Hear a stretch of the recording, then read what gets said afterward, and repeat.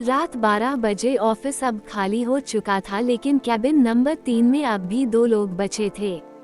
करिश्मा, जो अब प्रमोशन की लिस्ट में सबसे ऊपर थी, और रोहित, जो इस लिस्ट का मालिक था। रोहित ने धीरे से ऑफिस की लाइट्स डम की और अपना जैकेट कुर्सी पर फेंका। तुम जानती हो इस मीटिंग में क्या डिस्कस होगा? उसकी आवाज भारी थी, लेकिन उसकी आंखें सवाल नहीं इजाजत मांग रही थी।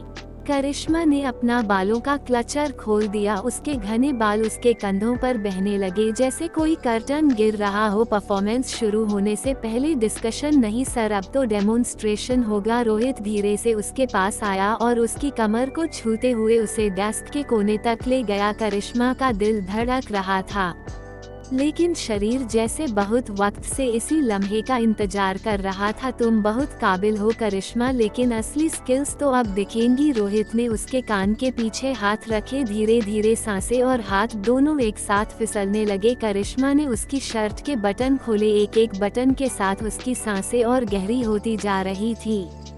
सर, मेरी परफॉर्मेंस अब कैसे है? उसने चुपचाप उसकी गर्दन पर किस करते हुए पूछा। रोहित अब पीछे हट चुका था। उसने करिश्मा को अपनी चेयर पर बैठाया और खुद उसके सामने झुक गया। अभी तो रिव्यू चल रहा है, लेकिन लगता है एक्सीलेंट से ऊपर जाने वाली हो। फाइलें नीचे गिर गई, कुर्सियां खिसक गई, और जिस टेबल पर मीटिंग होती थी अब वो एक और टेस्टिंग जोन बन चुकी थी। रोहित ने धीरे से करिश्मा की टॉप सरका दी। उसकी पीठ को चूमते हुए उसकी धड़कनों की स्पीड बढ़ाता गया। फिर वो उसके होठों तक पहुंचा। धीरे धीरे गर्म और गहराई से करिश्मा ने उसके बालों में हाथ डाले और पूरा जिस्म उसके करीब खींच लिया। अब शब्द नहीं, सिर्फ सांसों की मीटिंग थी।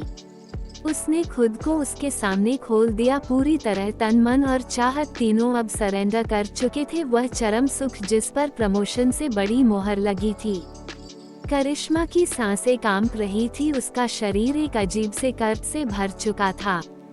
उसने आंखें बंद की और खुद को पूरी तरह छोड़ दी। रोहित अब सिर्फ बॉस नहीं था, वो अब उसका पार्टनर इन पावर बन चुका था। यह मीटिंग नहीं थी सर, ये तो मेरी लाइफ का मेन इवेंट था। रोहित मुस्कुराया, और अगली बार यह मीटिंग मेरे घर होगी, कुछ पर्सनल फाइल्स के साथ।